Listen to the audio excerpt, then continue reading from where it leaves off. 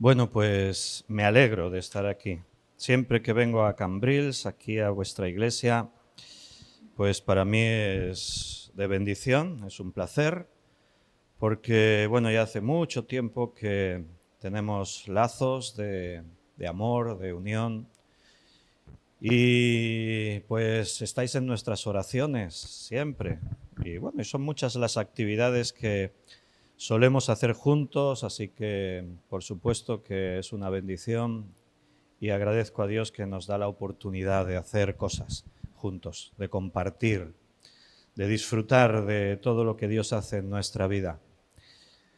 Bueno, os transmito abrazos, saludos de los hermanos de Valls. Siempre que saben que vengo, pues siempre muchos hermanos me dicen que os salude, que os diga que os aman, que estáis en sus oraciones. Y bueno, con Fernando pues nos conocemos, aprovechando que no está, no sé si va a estar viéndolo, porque allí de madrugada sí, uy, en diferido igual, bueno, no, sí que a lo mejor anda por ahí. Pero nos conocemos con él pues desde el año 1983, 82, 83, o sea que ya veis que ha llovido mucho desde entonces.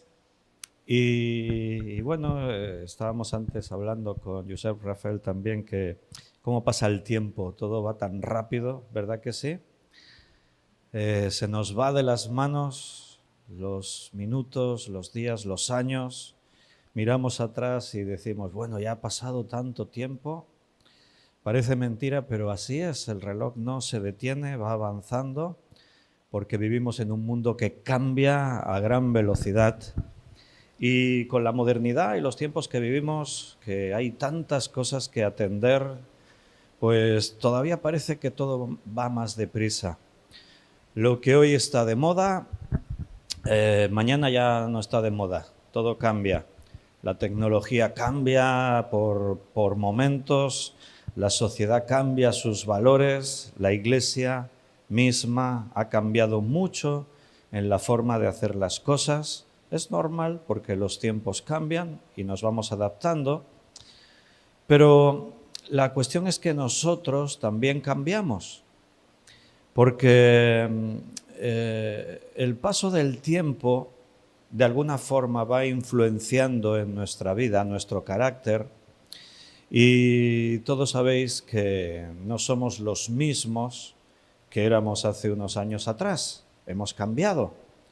Alguno diría para bien, otro diría para mal. Bueno, no sé, supongo que hay de todo. Hay cosas buenas y hay cosas malas. Las buenas siempre tienen que potenciarse, las malas hay que corregirlas. Aunque no siempre es fácil, porque la vida trae cosas a cada uno que provoca ese dolor, ese sufrimiento, esa tribulación que ejerce un efecto. El efecto, como digo, puede ser positivo, debe serlo. La Biblia dice que la paciencia aumenta a través de la tribulación y el carácter madura y se forma a través de tribulaciones. Pero a veces también hay un desgaste en el interior de cada uno. Hay heridas que dejan cicatrices, que dejan huella, y ahí quizás es donde tenemos que buscar esa sanidad en el Señor. También es muy normal que el fuego que pudo nacer en tu corazón cuando conociste a Jesús, ese fuego también tiende a apagarse, a relajarse. Y es algo como muy humano, muy natural. Las cosas que tienen un progreso y suben hasta muy alto, después se estancan y también hay una tendencia al descenso. Pero hay una gran noticia en la Biblia y es que Jesucristo no cambia. Él es el mismo hoy, ayer y por los siglos. Y en la epístola a los Hebreos, capítulo 13 y versículo 8, es donde se hace esa grandiosa declaración. Una declaración que, bueno, es realmente tiene una gran trascendencia para nosotros. Lo es todo para nosotros. Dice Hebreos 13:8, Jesucristo es el mismo ayer y hoy y por los siglos. Lo que Cristo fue ayer lo sigue siendo hoy y lo seguirá siendo mañana. Y esa es nuestra esperanza. Ahí es donde nosotros ponemos nuestra fuerza, porque todavía podemos regresar a aquellas cosas que perdimos. ¿Sabes? El atributo de Dios, que Él es inmutable, que no cambia, quizás no es uno de los más oídos o los que más mencionamos. Decimos, Dios es todopoderoso, Dios es omnipresente, Dios es el creador, es el que hizo los cielos y la tierra. Dios es santo, santo, santo. Pero cuando tú dices Dios es inmutable, esto tiene una trascendencia tremenda para nosotros. Dios es Dios, está en la eternidad. Él habita en una esfera muy difícil de comprender para nosotros. Nosotros vivimos dentro de lo que es espacio-tiempo y todo lo que se escapa a esa comprensión nos es difícil de asimilar. Lo aceptamos por fe, lo que la palabra dice de Dios. Pero decir que Dios no cambia ejerce un poder y debería ser la fuente de inspiración y de producir ese ánimo en nosotros. ¿Te imaginas que Dios si cambiase? Eso sería tremendo. Sería algo que nos causaría tanta incertidumbre. Si el Dios que dijo, te amo, y si crees en mí serás salvo, y si cambia en su parecer sobre eso, y si de pronto dice un día, estoy cansado y nadie se va a salvar, si Dios cambiase, viviríamos siempre en vilo pensando qué ocurrirá mañana. En este mundo, como hemos dicho, las cosas cambian y cambian muy deprisa. En este siglo XXI donde nos encontramos todo va súper rápido, deprisa. Y ese mundo que cambia tan rápido y que nos muestra un futuro incierto, crea mucho desasosiego en las personas. Porque ¿qué ocurrirá mañana? Siempre hay muchas tensiones a nuestro alrededor. El panorama internacional, bueno, siempre nos deja con una gran preocupación, las guerras que hay en el mundo, la inseguridad, el cambio climático, no sé, la amenaza de nuevas pandemias. Siempre estamos con una actitud de qué ocurrirá mañana. Pero los creyentes, los cristianos, descansamos en Dios. Nos puede preocupar qué ocurrirá mañana, pero no nos turba, no nos lleva a una preocupación que nos quite la paz. ¿Por qué? Porque sabemos que la palabra de Dios dice que todo está bajo control, que Dios tiene una agenda y que Dios la cumple. Todo lo que ocurre no es una sorpresa para Dios. Dios sabía que iba a ocurrir y Dios tiene sus planes. El mundo sigue un curso, una corriente que la Biblia dice que controla a Satanás, pero Satanás está bajo la autoridad de Dios.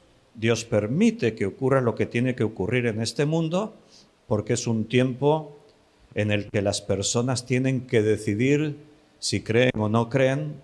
Es un tiempo donde la humanidad está sufriendo las consecuencias del pecado, de haber elegido mal, haber elegido rechazar a Dios y caminar alejados de Dios.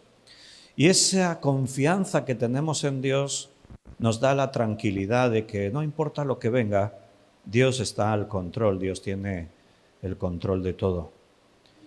Pero si Dios cambiase, eso sí sería una grandísima preocupación. Por eso la declaración que la Biblia hace, Dios no cambia, Dios es el mismo ayer, hoy y por los siglos, eso te tiene que traer una gran paz a tu vida. El Señor sigue siendo el mismo. Su amor, su poder, su gloria no cambian. Quienes hemos cambiado somos nosotros. Quizás hemos dejado el primer amor. En Apocalipsis 2:4, el Señor le dice a la iglesia de Éfeso, tengo contra ti que has perdido tu primer amor, has dejado tu primer amor. Una iglesia que trabaja, porque a la iglesia de Éfeso se la reconoce como una iglesia que se esfuerza, que trabaja, que no soporta a los falsos maestros, aquellos que enseñan cosas que no son la verdad. Es una iglesia celosa de las cosas de Dios, que se preocupa y vive para servir a Dios. Pero, el Señor dice, pero tengo contra ti algo, y es que has dejado tu primer amor. Y la palabra de Dios dice que el centro de todo es el amor. Podríamos traspasar montes, podríamos hacer cosas grandísimas, impresionantes, dar nuestro cuerpo para ser quemado, hablar lenguas humanas y angélicas. Podríamos hacer cosas increíbles que se salen de lo natural. Pero si no tenemos amor, el apóstol Pablo allí en 1 Corintios 13 dice, no sirve de nada. Hay cosas que descuidamos en nuestra vida y que son fundamentales. No le damos importancia porque ese enfriamiento ocurre de una forma lenta, así casi sin darnos cuenta, pero que nos aleja del motor, de la fuerza que nos tiene que llevar hacia adelante. Fíjate que le dice a la iglesia de Éfeso, estoy citando Apocalipsis 2:4, le dice, has dejado tu primer amor. No dice que lo perdiste, sino que lo dejaste. Es diferente. El amor está. El amor, Dios lo puso en nuestro corazón. Él nos amó de tal manera que dio lo más valioso, lo más precioso, que era Jesucristo. Y nosotros le hemos amado a Él porque Él nos amó primero a nosotros. Pero el amor se relaja. Tendemos a que se enfríe en nuestras vidas. Y es algo que ocurre de una forma así sistemática y lenta, que no nos vamos dando cuenta, y algo en nuestro interior va cambiando. No lo dejamos, pero... no lo perdemos, pero lo dejamos. Dejamos que ese amor sea quien llene todo en nosotros, quien esté dirigiendo todo en nuestra vida. Perdemos la esencia de lo que tiene que ser vivir en Cristo. Todo se fundamenta en eso, en el amor. Si seguramente habéis leído primera carta de Juan, el tema principal de la primera carta de Juan es la identidad del verdadero cristiano, la verdadera iglesia, en qué se caracteriza. Y por eso, primera de Juan parece que solo habla del amor. Ahí es donde aparece la declaración, Dios es amor. Y ahí es donde hay versículos que a veces nos hacen flaquear y sentarnos y reflexionar dónde estamos. Porque allí el apóstol Juan está diciendo, a ver, algunos dicen que tienen amor, que aman a Dios, pero aborrecen a su hermano. Y entonces Juan dice, entonces es mentira, no aman a Dios. Si tú dices que amas a Dios y aborreces a tu hermano, estás mintiendo, dice Juan. Y ahí te quedas pensando, bueno, aborrecer es una palabra muy dura. Sí, pero es que tú vas viendo en toda la carta que está diciendo que si no amas a tu hermano, a quien ves, ¿cómo vas a decir que amas a Dios a quien no has visto? O sea que el amor a Dios pasa por el amor a los hermanos. ¿Y ahí dónde estamos? ¿Te han herido? ¿Algún hermano te hizo daño? ¿Dijo cosas contra ti que te hirieron? ¿Murmuraron contra ti? ¿En una discusión surgió alguna palabra fuerte que se te quedó ahí grabada en el corazón? Y desde entonces hay una cierta distancia con ese hermano y dices, no, yo no le aborrezco, no tengo nada contra él, pero bueno, no es como antes. ¿Por qué ocurre eso? Porque cambiamos. Las cosas de esta vida nos van llevando al cambio. Había un joven que recordaba su infancia en una casa donde vivía con sus padres.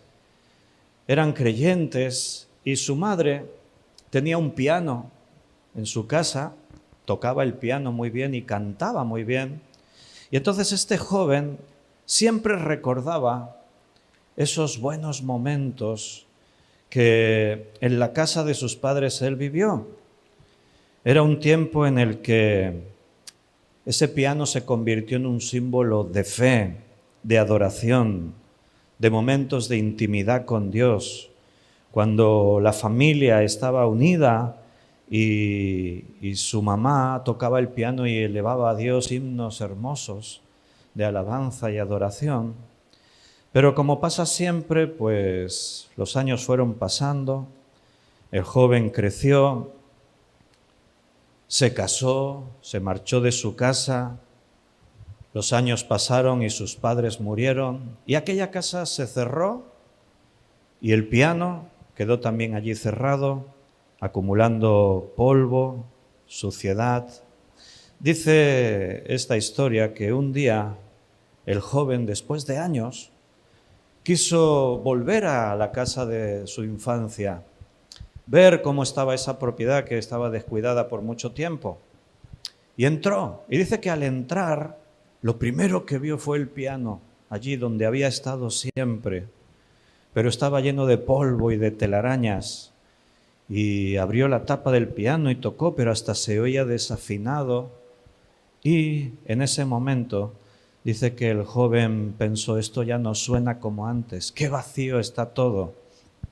Este piano ya no tiene la vida que tenía cuando mi mamá lo tocaba. Pero un día hablando con un amigo, el amigo le dijo, hombre, pues ¿por qué no lo arreglamos? Yo, ya sabes, soy pianista y yo soy afinador. Vamos a ir a tu casa, vamos a afinar el piano. Y fueron y afinaron el piano, lo limpiaron, lo ajustaron, lo pusieron a punto y este hombre se puso a tocar una melodía de uno de esos himnos que la mamá de este joven había tocado. El piano sufrió el paso del tiempo. También cambian las cosas, envejecen. Pero alguien se preocupó de ajustar, de afinar, de limpiar, de quitar el polvo, y aquel piano olvidado que podría haber terminado por ahí en un basurero, volvió a cobrar vida y volvió a ser el piano que fue. A veces podemos pensar que el pasado ya pasó y ahora el presente es lo que tenemos.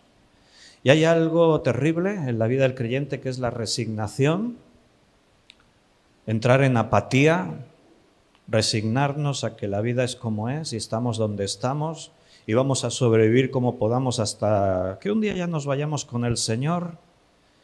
Pero en realidad, en el caso de este piano, quien tenía en su mano el dejar que eso estuviese así y que el cambio fuese irreversible era el Hijo.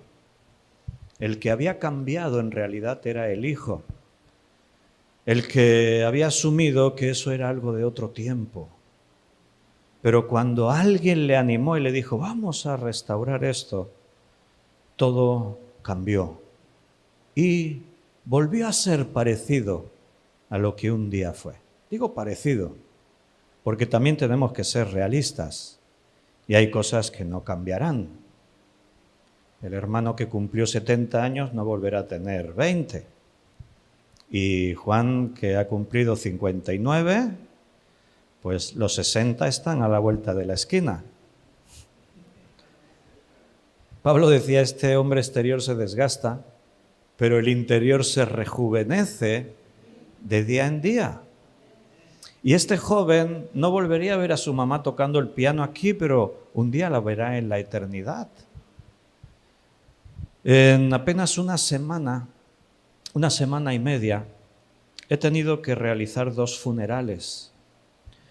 Uno fue un hermano de nuestra iglesia, un hombre joven, tenía 48 años, pero un cáncer fulminante en su cerebro, un tumor en el cerebro, acabó con su vida de una forma que nadie se lo imaginó, muy rápido. Bueno, él vivía aquí con su esposa y con su hija. Y su esposa y su hija, pues ya sabéis, ahora están atravesando el duelo, el dolor, pero además las dificultades, porque ahora la esposa tiene que hacer frente con los gastos, con llevar adelante su casa. Solamente el funeral le reclaman casi 3.000 euros por haber celebrado el funeral más sencillo que se pudiese hacer. Y eso a veces cuesta. El otro funeral fue de una persona que muchos conocéis, María Teresa Isanda, viuda de Félix Benlliure. Ella falleció también de una forma así muy rápida, aunque tenía 90 años y dices, bueno, ya cuando vamos teniendo una edad pues podemos esperar, pero estaba bien. Pero sufrió una caída, se rompió la cadera y cuando los doctores pues estaban en el hospital para operarla y todo, se dieron cuenta que tenía una hemorragia interna y aunque actuaron rápido y todo, pero su corazón no consiguió superarlo y también partió con el Señor. Pero como yo les estaba diciendo a sus familiares en el funeral, ahí la mayoría no eran asistentes a una iglesia, como diríamos nosotros, no eran creyentes. Pero yo les estaba diciendo, esto no es un adiós, es un hasta luego, porque estas personas tenían una fe firme, sólida en Jesucristo. Y Jesucristo no cambia, nosotros cambiamos. Pero lo que dijo Jesús se mantiene hoy. Y Él dijo, yo soy el camino, la verdad y la vida. Jesucristo dijo, el que cree en mí, aunque esté muerto, vivirá y no morirá eternamente. Entonces yo le decía a esas personas, yo os puedo decir lo que, en el caso de María Teresa, ¿no? Os puedo decir lo que María Teresa creía. Y es que ella creía en un Señor, en Jesucristo, que la amó y que ahora la tiene en su seno. María Teresa está en sus brazos. Y un día la volveremos a ver. Todo depende de eso. Todo depende de dónde pones tu esperanza, tu fe. En este mundo todas las cosas pasan, pero los que creen en el Señor permanecen para siempre. Al terminar el funeral, un hombre que nos habíamos conocido precisamente en algunos encuentros en casa de Félix y María Teresa, un hombre que ahora está jubilado, pero era juez, y estuve hablando con él. Y él me decía, yo no creo en nada, pero tengo que confesaros algo, admiro vuestra fe. Y cada vez que he estado en un encuentro así, estuve en el funeral de Félix Benlliure, he estado ahora en este funeral, lo que decís me transmite algo. Me transmite, no sé, me siento como una paz, no sé cómo explicarlo. Pero ya está, hasta ahí, yo no creo. Y yo le dije, pero es que creer, porque él me decía, hay con tantas cosas que no se entienden. Y yo le decía, pero es que creer no depende de entender, es una decisión que uno toma. Es tan fácil, le dije, como hacer así. Ya está, solo tienes que dar un paso, solo tienes que decir, creo. No entiendo esto, no sé aquello, no puedo comprender No importa. Hace 44 años que soy cristiano y le dije, hay tantas cosas que yo sigo sin entender, pero una cosa tengo cierta, que un día estaré con Jesucristo para toda la eternidad, en una nueva creación, cielos nuevos y tierra nueva. Si Jesús afirma algo, eso es absoluto, no tiene ningún margen de equivocación, porque Él es fiable, Él es el mismo ayer, hoy y por los siglos.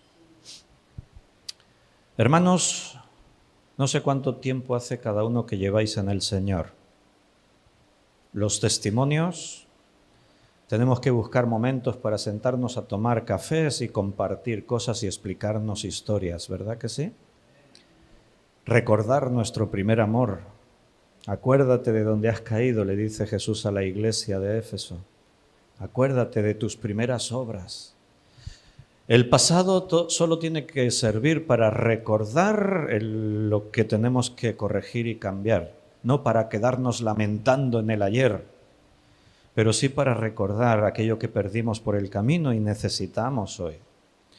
Si sientes que tu vida espiritual no es igual, que ha cambiado, que te has enfriado, tienes que recordar que Dios no cambió, fuiste tú. Él no se movió, te moviste tú. Pero puedes regresar porque Cristo sigue siendo el mismo. La verdad de Dios es eterna, no ha cambiado. No importa lo que el mundo diga, no importa cómo tú te sientas, si te sientes cansado, agotado, el Señor es el mismo, hoy, ayer y por los siglos. Mira, aquí está el corazón de este mensaje que estamos compartiendo. El corazón de este mensaje es que el mismo que caminaba sobre el agua sigue teniendo el poder para calmar las tormentas que pueden venir en tu vida. Aquel que multiplicó los panes y los peces donde no había más recurso es el que te puede ayudar allí donde tú estás en crisis. Aquel que es el mismo que derramó el Espíritu Santo en Pentecostés es el mismo que puede derramar ese fuego en tu corazón hoy. Lo que hizo ayer lo puede hacer hoy porque Él no cambia. Si Él sigue siendo el mismo, lo que tú lees aquí en la Biblia no es algo que quedó ahí registrado y que ya forma parte del pasado, no. Podría ser hoy también. Mira, os voy a preguntar algo, a ver qué creéis vosotros. ¿Creéis que lo que Dios hizo en el pasado con Moisés, con las plagas, abriendo el mar rojo, etcétera, creéis que lo puede hacer hoy Dios? Decís sí, amén. ¿Creéis que lo que Dios hizo con Josué podría hacerlo hoy? Detener el cielo allí en Gabaón durante casi un día más. ¿Creéis que se podría hacer eso hoy? Se han oído menos amenes, pero bueno. Eso de que se pare el sol, en realidad se paró la tierra, es una forma de hablar que hasta los científicos usan hoy en día. Pero si la tierra se detiene, esto es un caos. La tierra gira 1.600 kilómetros por hora sobre su eje, sobre sí misma. Si se detiene, hay leyes como la ley de la fuerza centrífuga que haría que todo lo que hay sobre la tierra se removiera de su lugar y desaparecería todo vestigio. Pero es que fue un milagro, no le busques razones científicas. Los milagros se llaman milagros porque Dios puede hacerlo y sin tener que dar explicación a nadie. ¿Creéis que lo que le pasó a Daniel en el foso de los leones nos podría pasar a nosotros? ¿Podría Dios cerrar la boca de tus enemigos que quieren destruirte? Bueno, los grandes milagros de la historia podrían ocurrir hoy. La pregunta sería, ¿por qué no ocurren? Hay predicadores que van a basar su mensaje siempre, son predicaciones motivacionales, sensacionalistas, que siempre te van a llevar a ese punto de que si tenemos fe y creemos, podremos mover montañas. Eso dijo Jesús. Si tuvierais fe como un grano de mostaza, diríais a este monte, pásate de aquí al mar y se pasaría. Si no movemos montañas es porque no tenemos fe. Y todo el mensaje va dirigido a eso. Pero se acaba el mensaje y no se ha terminado de atar los cabos y decir, bueno, ¿cómo lo hacemos? Y la gente pues se va muy frustrada pensando, ay, qué pequeño y qué malo que soy que no muevo montañas. Pero claro, es que todo eso tiene un fondo teológico que no nos alcanzaría ahora para explicarlo, pero para que no nos vayamos con la idea de decir, ¿por qué no ocurren los milagros hoy? Bueno, mira, rápidamente. Para empezar, los milagros que están registrados de antaño no ocurrían todos los días, ocurrían bajo necesidades especiales, bajo propósitos especiales de Dios. Dios tenía que hacer algo para demostrar algo por causa de la dureza del corazón de alguien, y entonces Dios actuaba de esa manera. Cuando Israel sale de Egipto y se abren las aguas del Mar Rojo, Dios está tratando con una nación con un corazón muy duro, porque han estado 400 años en Egipto y se han llenado de todas las cosas que había en Egipto, inclusive la idolatría, y entonces Dios tiene que tratar con un pueblo muy incrédulo y tiene que mostrarle su poder. Por eso se abrieron las aguas del Mar Rojo. Todo estaba preparado. Dios los condujo por ese camino para que se encontrasen en esa situación imposible. El ejército de Faraón detrás y delante un mar imposible de cruzar. Y no solo eso, Dios les demostró que sus enemigos podrían ser eliminados, porque cuando ellos cruzaron el ejército de Faraón fue destruido en ese mar, se ahogaron. Dios hacía milagros en función de la necesidad, pero no para demostrar algo diariamente, porque si algo hemos aprendido por los relatos de la Biblia y por experiencias, es que los milagros no llevan a la gente a la fe, sino que los conducen a veces a la religión. ¿Qué pasó con la alimentación de los 5.000? Allí estaban todos comiendo. Dice ahí el pasaje, ayer comisteis de una forma como animales, vendría a ser la traducción del griego. Comisteis hasta reventar. Y por eso buscaban al día siguiente a Jesús. Jesús se fue, cruzó el mar de Galilea, lo hizo caminando por el agua, esas cosas las puede hacer Jesús. Los discípulos iban en la barca. Y cuando llegaron al otro lado, la multitud que buscó a Jesús y lo encontró les dijo: Maestro, te hemos estado buscando. Y Jesús les dijo: me buscáis porque ayer comisteis hasta reventar. Pero entonces Jesús empieza a hablar enseñanza, empieza a decir: yo soy el pan de vida, y dice cosas que empiezan a resultarles ofensivas a la gente. Jesús les dice: yo soy el pan de vida, si no coméis mi carne y bebéis mi sangre, no tendréis vida eterna. Y la gente se escandaliza, los judíos se escandalizan. ¿Cómo vamos a comer su carne y vamos a beber su sangre? Y dice que aquella multitud dejó de seguirle, se fueron. Pero también dice que algunos de sus discípulos, porque los que seguían a Jesús no solamente eran los 12, Jesús escogió a los 12 de entre los discípulos, muchos de ellos habían sido discípulos de Juan el Bautista y ahora seguían a Jesús. Dice allí que al oír estas palabras, algunos de sus discípulos volvieron atrás y dejaron de seguirle. Jesús hacía milagros cuando estuvo en este mundo porque tenía que demostrar quién era. Cualquiera podría haber dicho: yo soy el Cristo, yo soy el Mesías. Una vez trajeron a un paralítico, ya sabéis esa historia, a los pies de Jesús, lo descolgaron por el techo. Jesús se admiró de la fe de estas personas. Y Jesús le dijo al paralítico: al ver su fe, tus pecados te son perdonados. Y los judíos murmuraban: ¿quién se cree que es este para perdonar pecados? Y Jesús, conociendo sus pensamientos, dijo: ¿qué es más fácil? ¿Decir tus pecados te son perdonados? Porque eso en realidad es fácil. Yo os puedo decir a todos: os perdono los pecados.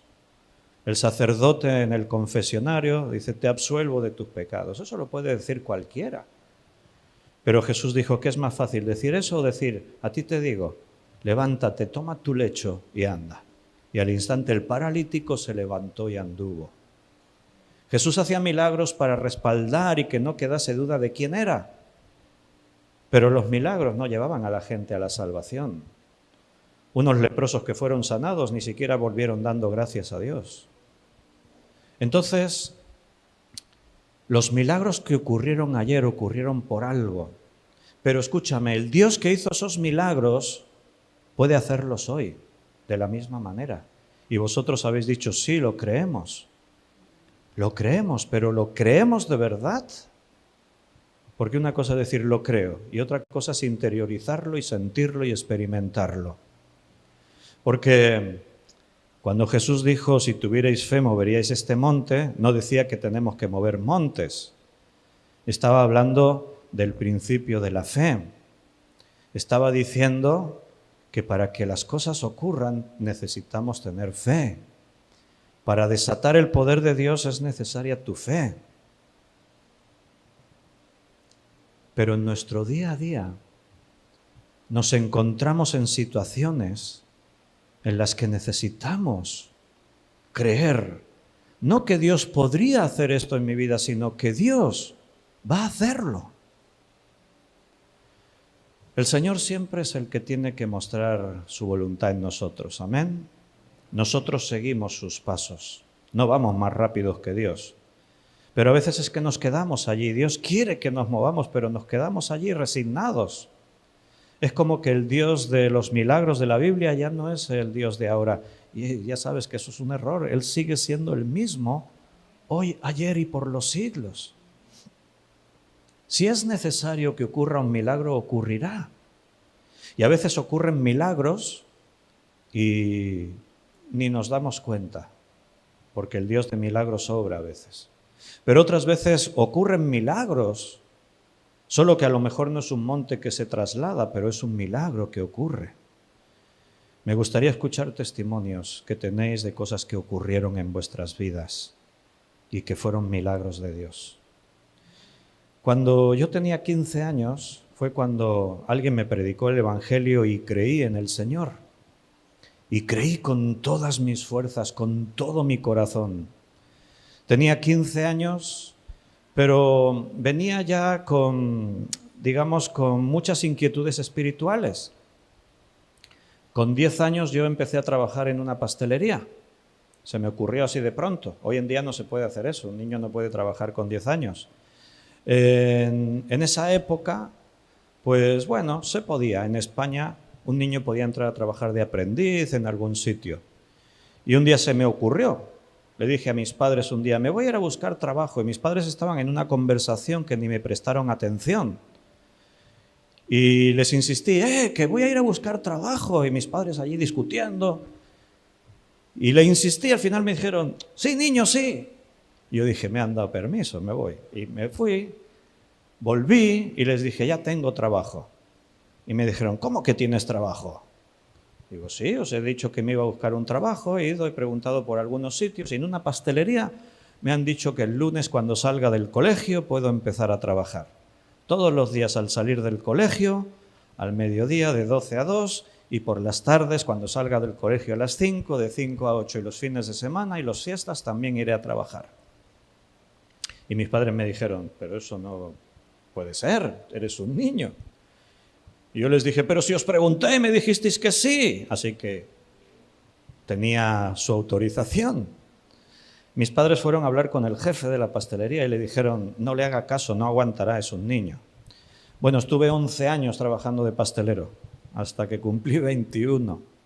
Entonces, con 15 años, yo trabajaba en la pastelería, me estaba relacionando con jóvenes mucho mayores que yo, así que es como que me metí en otro mundo. Pero eso también me llevó a tener muchas inquietudes espirituales. ¿Qué pasa cuando nos morimos? Realmente, Dios, ¿quién es Dios? Y con 15 años yo estaba leyendo libros como el libro de los muertos tibetano, y estaba leyendo libros sobre la reencarnación, y leía, un montón de cosas, de filosofías, pero estaba como en una crisis de identidad y espiritual. Tenía 15 años y me sentía mal. Y entonces alguien me habló de Jesucristo. Alguien me dijo, Cristo te ama.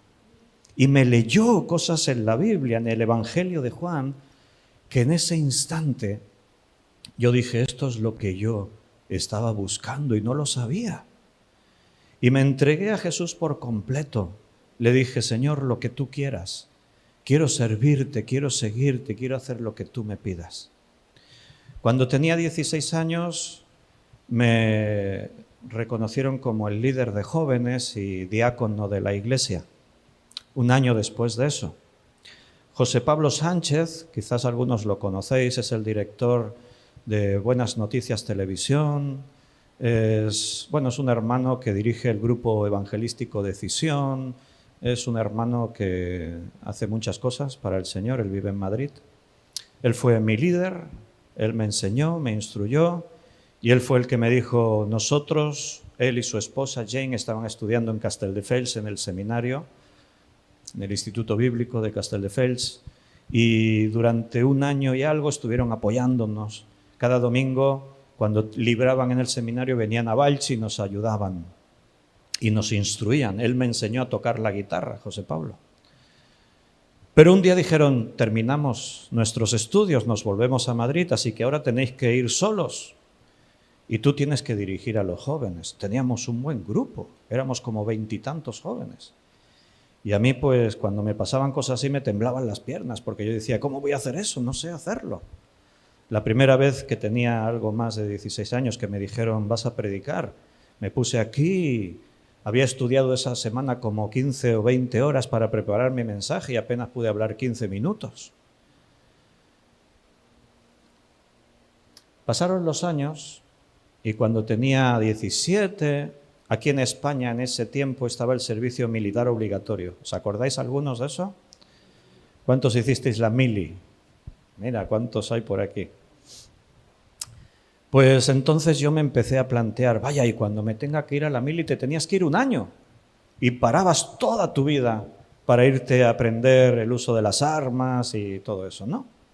Y claro, yo era el líder de jóvenes, yo tenía una célula en mi casa, yo ya enseñaba en la iglesia, teníamos un programa de radio en Radio Valls, cristiano, y yo pensé, bueno, si me voy a la mili tengo que dejar todo eso. Y yo le dije, Señor, si tengo que hacerlo, lo hago. Si tú quieres que yo vaya a la mili, a mí no me disgustaba la idea de ir a la mili, porque a mí me gustaba la disciplina física. Yo me iba a subir montañas y yo corría 20 kilómetros y hacía, o sea que por ese tema no me disgustaba. Y yo le dije, si tú quieres que vaya, quizás tengo que predicar allí el Evangelio, voy. Pero entonces todo lo que hago aquí tendrás que buscar sustitutos, Señor. Pero lo dejo en tus manos, tú me dices. Y estuve unos meses, como medio año, que eso me preocupaba. No saber lo que iba a ocurrir, qué tengo que hacer. Y oraba, y oraba, y oraba al Señor. Y un día el Señor sentí, orando sobre la palabra de Dios, sentí que el Señor me dijo, no oí una voz, es que sentí en mi corazón que Dios me decía, Víctor, estate tranquilo, yo te libraré del servicio militar, no tienes que ir, no vas a ir. Y yo me lo creí, pero me lo creí de verdad. Así que a partir de ahí, cuando alguien me preguntaba, ¿cuándo te vas a ir al servicio militar? Yo les decía, no voy a ir. Y claro, la gente decía, no, ¿por qué? ¿Algún defecto físico, alguna cosa? No, estoy perfectamente. Ya pasé la revisión médica, me han dicho apto. No voy porque Dios me dijo que no voy a ir. Y entonces la gente, ya te puedes imaginar cómo te miraban. ¿Dios te ha dicho? Sí, estaba orando y me preocupaba este tema y Dios me dijo que no voy a ir. Bueno, las reacciones eran de todo tipo, se reían de ti, otros se preocupaban porque decía, está loco, pero eres consciente de lo que dices. Y yo decía, no, sí, creo que Dios me dijo y por lo tanto lo creo. No fue una cosa que surgió así que me desperté por la mañana. Fueron horas y horas y horas y horas de oración a llegar a un punto en el que sentí una convicción, te aseguro, como pocas veces he sentido otra vez en mi vida. A día de hoy todavía miro hacia atrás y me preocupo y me digo, ¿cómo tuve el valor de... ¿Y si me hubiese equivocado? Porque todo el mundo escuchaba eso de mis labios. El jefe de mi pastelería un día dice, oye, ¿y tú cuándo te vas a la mili? Porque te debe quedar un año y algo. Y cuando tú te vayas, tu plaza necesito cubrirla. Yo le dije, no, tranquilo, no voy a irme al servicio militar. ¿Por qué? Porque Dios me ha dicho que no iré. Y en la pastelería pues se reían de mí. Dios le habla a este. Y se reían, ¿no? Ellos sabían que era cristiano porque les daba testimonio todos los días de Jesús. Pero yo me empecé a preocupar. Porque de pronto pensé, como mucha gente me decían, muchos hermanos me decían, ¿y si vas? ¿Qué testimonio dejas? Y yo empecé a pensar, es verdad. ¿Y si voy? Estoy dando una palabra que compromete a Dios en mi vida. y quizás me he atrevido demasiado. ¿Y si ha sido una emoción mía? Estoy seguro de que Dios me habló, pero ¿y si no me habló? ¿Y si fue mi propio pensamiento? ¿Y si fue...? Y la duda surgió. Y entonces pensé, tendré que echarle una mano a Dios a ver cómo me libro de la mili. Hasta ese momento no me había preocupado, pero en ese momento dije, habrá que hacer algo. Y entonces pensando, me di cuenta de algo. Digo, a ver, yo soy el único en mi casa mayor de edad que trabajo, que tengo un salario fijo. Mi padre estaba jubilado por enfermedad. Y entonces yo pensé, quizás por eso pueda librarme. Y me fui a la caja de reclutamiento, hablé con la persona que estaba ahí, le expliqué mi situación y me dijo, sí, puedes presentar unos informes, unos documentos, pero no te libras, te conceden una prórroga. Quiere decir que al año que viene vuelven a revisar tu situación. Si se mantiene, te pueden conceder otra prórroga. Y así cada año hasta que un día quedes exento por la edad. Ya cuando uno ya tenía una edad, pues ya quedabas totalmente exento. Y yo pensé, bueno, no me libro, pero esta es la solución. Así que le dije, dame los documentos. Me dio los documentos, me fui, los rellené. Y un día me puse allí en la caja de reclutamiento, había 3 personas delante mío, yo llevaba los papeles en mi mano. Y esos días yo no tuve paz. Estaba muy preocupado, muy inquieto. Oraba y sentía que Dios me estaba diciendo que confiara en Él. Y estaba allí en la cola y de pronto sentí un peso sobre mis hombros que Dios me dijo, a ver, ¿no te dije que confíes en mí? ¿Por qué estás buscando las cosas a tu manera? Confía en mí. Y entonces cogí los papeles, los rompí, los tiré a la papelera y me fui. Y a partir de ese momento descansé. A veces surgía el pensamiento, ¿y si voy? Pero descansé.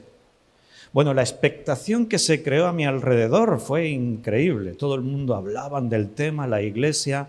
José Pablo Sánchez, el que fue mi líder, un día que se encontró conmigo hasta Madrid, habían llegado las noticias, y me dijo, oye, ¿me han explicado eso? Digo, sí, y se lo conté. Y me dijo, ¿pero lo has reflexionado bien? Porque estás dando un testimonio, imagínate si te vas, será nefasto el testimonio para los que no creen, hasta para la gente de la iglesia, que muchos están entusiasmados y creen y te apoyan. Y le dije, José Pablo, ¿qué quieres que te diga? Delante del Señor tuve mis luchas y Dios me dijo. Así que, ¿qué voy a decirte? Bueno, yo pasé las revisiones médicas, todo estaba en curso. ¿Sabes lo único que faltaba? Yo soy del 66, yo cumplo los 60 en abril, Juan va detrás mío. Lo único que faltaba es que ese año hubo excedente de cupo, había más soldados de los que tocaba. Y entonces iban a hacer un sorteo, no sé, para que te hagas una idea, de 1 millón de soldados, pues se iban a librar 20.000. Porque había un excedente, había X soldados que sobraban. Entonces iba a haber un sorteo. Yo oraba, porque yo soy humano y me preocupaba. Digo, a ver, Señor, si para librarme me vas a dejar cojo de toda la vida. Digo, líbrame bien, no me libres así, porque yo estaba seguro que Dios me iba a librar, lo que no sabía cómo.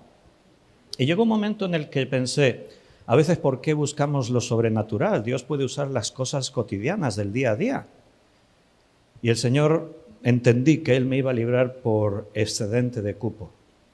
Así que yo dije, mi nombre saldrá en ese sorteo. Nunca me ha tocado nada, en ninguna rifa ni en ningún sitio, pero ahí me va a tocar. No es que me va a tocar, Dios me va a librar por eso. Yo descansé y no me preocupé más. El día que se hizo el sorteo y pusieron las listas en el ayuntamiento de mi pueblo, bueno, allí había medio pueblo, estaban allí todos esperando a ver si mi nombre estaba en la lista o no. Y yo ni me acordaba que era el día del sorteo. Me daba igual, estaba tranquilo. La paz de Dios, que sobrepasa todo entendimiento, guarda tu corazón. Eso es cierto, hermanos. Tenemos que creer lo que dice la Biblia y si lo crees, lo vives. Y estaba en casa y me llamaron por teléfono, era teléfono fijo, no había móviles. Y contesté y lo primero que oí fue un ruido ensordecedor. ¡Guau! Mucha gente. Digo, pensé, ¿qué pasa? Y escucho la voz de uno de los hermanos de la iglesia. Víctor, Víctor. Y yo, sí, ¿qué? Que está tu nombre. Y yo, ¿cómo que está mi nombre? ¿Qué ha pasado? Que tu nombre, que está en la lista. Yo no entendía, es que ni pensaba yo ya en eso. Que te has librado. Y entonces caí, digo, era hoy el sorteo. Digo, ¿que me he librado? Sí, digo, bueno, pues ya está, si ya lo sabíamos, ¿no? No, pero es que te has librado de verdad. Sí, pero lo sabíamos. Cuando al día siguiente fui a mi trabajo, porque mi jefe estaba preocupadísimo, este se va a la mili y me quedo yo aquí. Era yo quien dirigía allí en la pastelería, llevaba ya muchos años. Y le dije, don Josep, ya pot descansar. Se ha confirmado que no voy a la mili. Y me miraron todos así y dijeron, ¿cómo que? Sí, ya está, mi nombre ha salido. Salí excedente de cupo y me dijeron, tú nos has engañado. Tú sabías que te ibas a librar por algo. A ti te han librado porque, ¿qué tienes? ¿Los pies planos? Algo que no sabemos. Pero tú no puedes ser que supieses 1 año y medio antes que iba a salir tu nombre ahí en el excedente de cupo. No podías saberlo. Yo les dije, yo no, pero Dios sí. No, eso no puede ser, no puede ser. Yo les dije, en unos días os lo demostraré. Me fui a la caja de reclutamiento, me dieron la blanca, que era la cartilla militar, y ahí ponía excedente del servicio militar por no sé qué ponía ahí. Y fui y se la enseñé y les dije, esto es la demostración de en quien yo creo es verdadero y es fiel, le dije a los que estaban en el trabajo. No supieron qué decir, pero Dios hace esas cosas. Hay que ser prudentes. Por eso te decía que a día de hoy todavía me acuerdo de toda esa historia y me preocupo ya que pasó. Porque a día de hoy pienso, wow, ¿y si hubiese sido imaginación mía? ¿Y si un día viene un joven y me dice, Dios me ha dicho que me tengo que ir a la China, no sé qué? Le digo, a ver, siéntate, vamos a hablar. Pero, claro, esa línea es la que marca la diferencia. ¿Realmente te imaginas las cosas y dices, Dios me ha dicho? Bueno, todos los días desde el púlpito hay gente que dice, Dios me ha dicho, y Dios no les dijo nada, es mentira. Pero otra cosa es cuando tú vives a Cristo. Es cuando tu corazón está lleno del fuego y el Espíritu Santo te llena. Y el Espíritu da testimonio a tu espíritu de que eres hijo de Dios. Ese nivel creo que nunca más lo tuve, y te lo digo así, con vergüenza. Porque es nuestro objetivo, vivir aquel que no cambia. Los que cambiamos somos nosotros. Yo he cambiado. Me he vuelto más prudente, me he vuelto más analítico. No, claro, vivo experiencias de fe y sé que Dios sigue siendo el mismo de ayer. Pero a veces nos falta ese punto de valentía. El Señor está dispuesto a hacer cosas. Repito, no es que tenga que mover montañas, pero sí puede abrirte una puerta que tú creías cerrada. Él puede resolver ese conflicto personal que ya has dado por perdido. Él puede llevarte a que le sirvas como nunca te imaginaste. Solo tienes que creer. Al que cree, todo le es posible. Y todo es todo. No excluye nada. Mira, te voy a contar, no quiero hablar de mí, pero es que las experiencias, porque te voy a contar la parte positiva y la parte negativa. Cuando mi esposa y yo nos casamos, Belén, es mi esposa, se quedó embarazada y bueno, deseábamos tanto tener a nuestros hijos porque estaba embarazada de mellizos. Eran 2 bebés los que venían y estábamos tan ilusionados. Era la primera vez que íbamos a ser padres y con 5 meses de embarazo sufrí un aborto espontáneo y los perdimos. Y fue terrible para nosotros. Nos hundimos, lloramos, descansamos en Dios porque sabíamos que un día conoceremos a nuestros hijos en los cielos. Pero fue un golpe duro. Esperamos 1 año y pico, 2 años, y volvimos a intentarlo. Y Belén se quedó otra vez embarazada, y en este caso de Raquel, mi hija, que ahora tiene 27 años. Entonces, bueno, pues fue un embarazo complicado también, con pérdidas, con reposo, y fue complejo ese embarazo. Pero un día nació Raquel, nació antes de tiempo, 1 mes antes de lo que tocaba, pero nació con sus 2,5 kilos, justita de peso para que no la pusieran en la incubadora.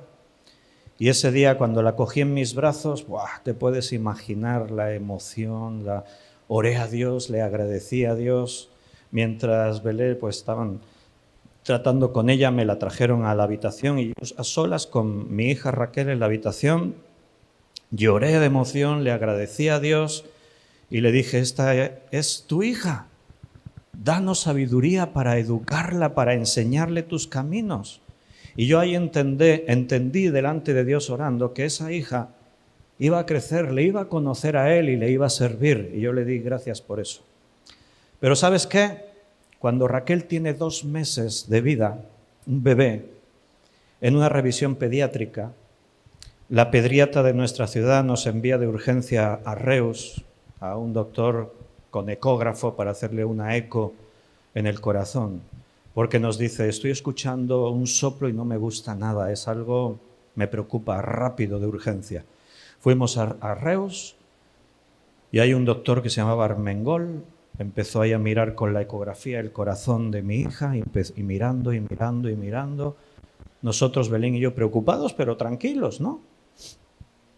Y después de no sé cuánto tiempo, minutos, 15 minutos, no sé, de estar mirando, mirando y mirando, el doctor deja el ecógrafo, se gira hacia nosotros y nos dice, vuestra hija está muy grave y se muere. Así nos dijo el doctor. Y nos quedamos, no te puedes imaginar, estábamos sentados ahí y no entiendes lo que te están diciendo. Le dices, ¿cómo? ¿Pero qué está diciendo? Si está bien. Dice, no, no está bien. Sufre una coartación aórtica. Nació así, es un defecto genético. Me extraña que no le detectaran. Ha sido un fallo médico, porque tendrían que haber detectado nada más nacer. El caso es que tiene 1 milímetro de paso de sangre la aorta y el corazón en estos 2 meses ha trabajado más de lo que debía para intentar llevar sangre a toda la parte inferior del cuerpo, a los riñones, el hígado, todo. Y el corazón está encharcado, se ha agrandado y en cualquier instante va a fallar. Y esto creo que no tiene solución. Así nos dijo. Mira, nos quedamos que no entendíamos nada. Estás tratando de procesar lo que te dicen. Nos dijo, de todas formas vamos a hacer lo imposible hasta que no haya ya nada que hacer. Entonces podemos intentar hacer algo aquí o yo os recomendaría que la llevéis a la Vall d'Hebron. Allí conozco buenos médicos que estudiaron conmigo en la universidad y ejercen allí. Lo mejor está allí en la Vall d'Hebron, lo mejor del mundo os diría. Y dijimos, pues a la Vall d'Hebron. La ambulancia cogió a mi hija, la pusieron en una UCI móvil, de cuidados intensivos móvil, y salió la ambulancia a toda velocidad para Barcelona. Yo me pegué a la ambulancia con mi coche detrás y por la autopista fue cuando por primera vez reaccionamos. Y en la autopista, yo mientras conducía oré y le dije, Señor, no entendemos nada. Y yo le dije, no entiendo nada porque yo creí, Señor, que Raquel crecería, te conocería y te serviría durante muchos años. Y ahora este doctor ha dicho que se muere, no lo entiendo. Pero aceptamos lo que sea tu voluntad. Tú das y tú quitas. Siempre bendeciremos tu nombre. Llegamos a la Vall d'Hebron, entró de urgencia, le hicieron análisis, a unas cuantas horas una doctora salió a hablar con nosotros, nos explicó que la situación era muy grave, pero harían lo posible. Dijo, esto solo se soluciona con cirugía, el problema es que hoy ella no soportaría la cirugía, moriría en la sala de quirófano. Entonces lo que vamos a intentar es recuperarla, fortalecerla durante 1 semana, 10 días y cuando esté preparada para la operación, operar. La operación es muy delicada, hay que apartar las costillas, apartar los pulmones, las costillas, los pulmones, llegar al corazón, pinzar la aorta, cortar el trozo estrecho, coser la aorta y quitar las pinzas. Dice, si la operación dura más de 20 minutos, sufrirá secuelas toda su vida, de riñones, porque claro, dejará de tener riego sanguíneo durante mucho tiempo y eso repercutirá en muchos problemas. Pero lo vamos a intentar. Fue un mes en el hospital de la Vall d'Hebron. Bueno, la escuela que vives ahí, ni estudiando 1000 años en seminarios. Horas y horas caminando por los pasillos del hospital, orando, llorando, volcándote en Dios. En la sala estuvimos esa semana que estuvimos en la UCI esperando recuperarla. Todos los días pasaban padres con dramas, hijos que se habían caído y se habían fracturado el cráneo. Había una persona, una niña de 12 años con leucemia en fase terminal, en fin. Fue una experiencia increíble, terrible, única, de crecer, de madurar, de todo.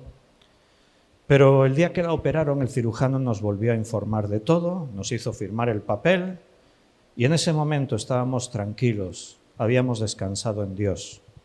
Cuando se terminó la operación, el doctor estaba entusiasmado. Nos dijo, es la mejor operación de coartación aórtica que hemos hecho en este hospital desde hace 20 años. Hemos estado menos de 15 minutos. Vuestra hija está bien y si todo sigue bien, se recuperará. Fue un milagro de Dios. Estoy convencido y se lo dije al doctor, Dios ha hecho un milagro. Y él dijo, seguramente, porque todo fue increíble. Dijo el doctor. Pero un año después de eso, y ahora voy a lo negativo, que no es negativo, pero a mi padre tiene 67 años y de pronto le crece un bulto aquí en el cuello así muy grande. Le hacen revisiones, dicen que es un tumor y cuando le miran más dice que tiene metástasis en los pulmones y por todo su cuerpo. Y el doctor dice, es cuestión de muy poco, se muere, no hay nada que hacer. Y entonces yo dije, ¿cómo que se muere? No. Yo dije, vamos a tener fe, vamos a orar a Dios y Dios lo va a sanar. Y me metí en una guerra contra Dios, porque Dios me dijo, no, yo quiero que tu papá se venga conmigo ya. Pero yo dije, no, Dios tiene que sanarlo, tú tienes que sanarlo, Señor. Claro, yo venía de mi experiencia, del milagro que Dios hizo con mi hija y yo ya pensaba que yo decido. Pero es Dios quien decide. Dios decidió salvar a mi hija. Dios decide hacer el milagro. ¿Tú lo crees? Esa es nuestra obligación, creer a Dios. El caso es que estuve luchando contra Dios y arrastré a la iglesia a que oremos y luchemos contra Dios. Dios tiene que sanarlo. Yo tengo fe y lo va a sanar. Pero mi papá no iba mejorando, iba empeorando. Era días. En total duró un mes. Pero en un momento dado, a la mitad de la lucha, cuando llevamos 2 semanas peleando, orando y llorando y con la Biblia abierta, me rendí a Dios. Y fue la primera vez que le dije, Señor, perdóname, lo he hecho mal. Las otras veces que Dios obró un milagro, yo le dije, haz tu voluntad. Y Dios quiso revelarme, mi voluntad es esta, y yo lo creí. Pero en este caso yo no le pregunté a Dios, yo dije, tienes que sanarlo. Y Dios dijo, es que yo quiero que Él se venga conmigo. Entonces me rendí a Dios y en ese momento sentí paz. Cuando te pones en una guerra con Dios nunca la vas a ganar, ya lo sabes, y no tendrás paz. Le dije a mis hermanos, perdonadme, me equivoqué, no tenía que actuar así, y les expliqué. Y entonces pues descansamos en Dios. Fueron días únicos de poder compartir con mi papá lo que le quedaba de vida. Los últimos días mi padre perdió la conciencia, estaba en semi-inconsciente porque le daban muchos calmantes, le pusieron una respiración asistida, una mascarilla. Y una noche que yo volví de dar clases del Seminario Bíblico de Fe de Castellón, volví esa noche, mis hermanos estaban en el hospital y yo fui al hospital, eran las 12 de la noche, y yo les dije, id a casa y descansad, esta noche me quedo yo con papá, porque orando en el viaje sentí que Dios me dijo, despídete de tu papá, esta noche será la última. Y les dije a mis hermanos, id a casa y descansad, lleváis todo el día aquí y estáis cansados. Dijeron, no hombre, que tú vienes de conducir y no, de verdad, delante del Señor, entiendo que debe ser así. Y ellos se fueron a casa y yo me quedé con mi papá.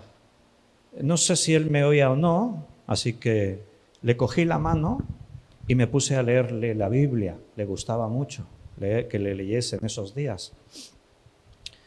Y estaba leyendo en Filipenses, cuando el apóstol Pablo dice que partir y estar con Cristo es muchísimo mejor. Y en esos versículos notaba que mi papá me apretaba la mano. Le di gracias a Dios y a las 4 de la mañana la máquina que mostraba su corazón se quedó plana. Y en ese instante yo supe que mi papá ya estaba con mi Padre que está en los cielos. Así que no llamé al timbre rápido a las enfermeras, me tomé un tiempo para agradecer a Dios por la fe que tenemos. Porque las palabras de Jesús no han cambiado, son las mismas de cuando resucitó a Lázaro. Ahí fue cuando Jesús le dijo a Marta, ¿no te he dicho que si crees verás la gloria de Dios? El que cree en mí, aunque esté muerto, vivirá. Y yo creía, mi papá está contigo, ¿qué puedo decir? La tristeza por la separación, pero el gozo de saber que un día nos vemos otra vez. Y después de un rato ya llamé a las enfermeras, vinieron corriendo y me dijeron, ay, lo sentimos. Yo les dije, mi papá está con el Señor, está bien. Ellas ya sabían, esos días les habíamos hablado. Jesucristo es el mismo ayer, hoy y por los siglos. No busques milagros, pero si te encuentras ante una necesidad, pídele a Dios. La palabra dice que todo lo que pidiéremos creyendo, lo recibiremos. También dice conforme a su voluntad, no te olvides. O sea, no le digas a Dios lo que tiene que hacer. Cuéntale tus problemas y dile, Señor, si tú quieres, puedes. Y a lo mejor Dios te dice, quiero. Y hará el milagro en tu vida. Porque créelo, lo que Dios hizo ayer lo puede hacer hoy. Pero tenemos que hacer algo nosotros, hermanos, y ya voy a terminar. Tenemos que hacer algo. Hemos cambiado. Quizás nos hemos enfriado, nos hemos distanciado. Hay algo que nos impide separarnos de Él, porque ¿a quién iremos? Señor, solo tú tienes palabras de vida eterna. Pero no es suficiente con ir vegetando aquí por la vida, vamos a aguantar. No, Cristo vino a darnos vida y vida en abundancia. No vino para que ya eres salvo, ahora aguanta como puedas. No, Él está con nosotros. Él nos ha escogido para ser sus testigos, sus siervos, para hacer su obra. La obra no es solo del pastor, es de cada uno de nosotros. Donde tú estás, eres luz en el mundo, eres sal en esta tierra. Yo sé que miro a Moisés y digo, hombre, Moisés estaba allí y nosotros estamos aquí. Lo que Dios hizo con Moisés fue único. Bueno, ¿qué creía Moisés de sí mismo? Cuando Dios lo llamó, que dijo, hombre, ya era hora que me llamaras. Yo soy el mejor de todos. ¿Dijo eso Moisés? No. Moisés de sí mismo, la opinión que tenía era como la tuya o peor todavía, como la mía. ¿Quién soy yo para...? ¿Cómo? ¿Que yo vaya a...? No, hombre, ¿quién soy yo para ir? ¿Ves? Porque yo estaré contigo. No, Señor, pero es que el pueblo no me van a reconocer como líder. Es que Faraón no me va a querer escuchar. Es que soy torpe de palabra, no sé hablar. Y Dios tiene que dar un golpe encima de la mesa y decir, ve porque yo estaré contigo. Y en ese momento es donde todo cambia. Tienes que tomar la decisión. ¿Qué hago? ¿Voy o no voy? ¿Creo o no creo? Ese es el momento. Y creer puede parecer muy difícil, pero es, como te dije antes, dar un paso. Señor, creo. Y por dentro tienes todas las dudas. No, pero Señor, creo. Ayuda a mi incredulidad, como una vez tuvieron que decir por ahí unos. Pero dile al Señor, Señor, creo. Y ya sabes lo que Dios hizo con Moisés. Él no apostaba nada por sí mismo. Y Josué vino después. ¿Y qué? ¿Quién era Josué? El jovencito que se crió en el desierto. Pero Dios le dijo, como estuve con Moisés, estaré contigo en todos los días de tu vida. Nadie te podrá hacer frente. Bueno, pues esa palabra también es para ti, hermano. El Señor es el mismo, ayer, hoy y por los siglos. Y las cosas que Dios hizo ayer, las quiere hacer hoy, con gente sencilla como tú y como yo. Pedro se levantó el día de Pentecostés, predicó y se convirtieron 3.000. A eso se refería Jesús cuando dijo, cosas mayores de las que yo he hecho haréis vosotros. Si tenéis fe, Dios te va a usar con poder, pero te lo tienes que creer y tenemos que reaccionar. Este mundo necesita a creyentes que de verdad vivan la fe intensa en Cristo, la verdadera fe en Jesús. No te conformes con venir, sentarte y ya hasta el domingo que viene. Todo lo que haces, hazlo como para el Señor. Aviva tu fuego como oración, Biblia, cada día, no una vez a la semana. Acércate a Dios. Dios se acercará a ti. Amén. Voy a orar. Señor, gracias por hablarnos siempre y gracias por permanecer fiel siempre. A pesar de nosotros mismos, tú, Señor, eres paciente y sigues tratando con cada uno y sigues esperándonos. Te pedimos perdón porque sabemos que te fallamos. Este mundo nos distrae y dejamos que nos distraiga. Hay demasiado entretenimiento y distracciones por todas partes. Vivimos en la era de las pantallas y eso nos aparta de tiempo que podíamos dedicar a cosas importantes para ti. Por eso ayúdanos a reencontrarnos contigo, a recuperar nuestro primer amor, a poder volver, Señor, a tus brazos y dejar de mirar las cosas materiales y empezar a mirar lo eterno, poner los ojos en las cosas de arriba, no en las de la tierra. Sabemos, Señor, que no basta con que ahora nos sentimos un poco entusiasmados y sí, vamos a hacerlo. Sabemos que otras veces ya nos lo propusimos y fallamos. Sabemos que es un trabajo de cada día. Por eso te pedimos que nos ayudes, Señor, cada día y que nos des fuerza cada día para buscarte cada día, para tomarnos un tiempo delante de ti, a solas en nuestra habitación contigo. Hacer que tu palabra sea un alimento diario, no semanal, sino como Jesús dijo, que igual que comemos cada día, sí tenemos que comer tu palabra, no solo de pan vive el hombre.